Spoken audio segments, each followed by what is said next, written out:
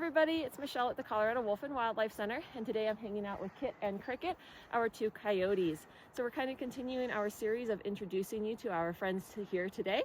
So Kit and Cricket, they are two of our rescues. Now they did originally come to us from Izzy's Pond, which is a wildlife rehabilitation center in South Carolina. Unfortunately, in South Carolina and North Carolina, coyotes actually cannot be rehabilitated and released to the wild. So those wildlife rehabilitation facilities have to find permanent placement for them, and they do that through finding verified sanctuaries or zoos, things like that. So our last two coyotes, Akina and Dakari, they did pass away when they were 17 years old, so they had a good long life here. And so we were very excited when Izzy's Pond reached out to us on the potential to take these two. Now this guy right here, this is Kit. As you might have kind of picked up as context clues here, because they were from a wildlife rehab, it means these actually were born in the wild. Now Kit's family unfortunately was killed. They were on an airport property runway area, so wildlife services came in, so they killed his parents, his siblings, and then unfortunately little Kit was left orphaned. So thankfully a nice worker down at that airport facility did see him, and they took mercy on him. They went ahead, they caught him, and they brought him over to Izzy's Pond to rehabilitate him. Now Cricket, on the other hand, she was actually found as an orphan as well, and she was found wandering the side of a highway down in South Carolina. So somebody went ahead, they picked her up, they took her to Izzy's Pond, and they brought her there where she was able to make friends with Kit, and they formed a very close bond together. Now, as far as when they ended up moving out here, they were already several months old, so they came out in a nice little road trip in a crate together. Their names used to be Bruce and Natasha, so I ended up going along with that Marvel theme that we have here with Loki and Nebula as well.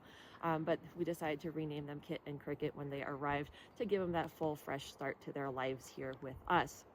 Now, as far as coyotes go, unfortunately, we do kill about 500,000 of them in the United States every single year, roughly one coyote every single minute.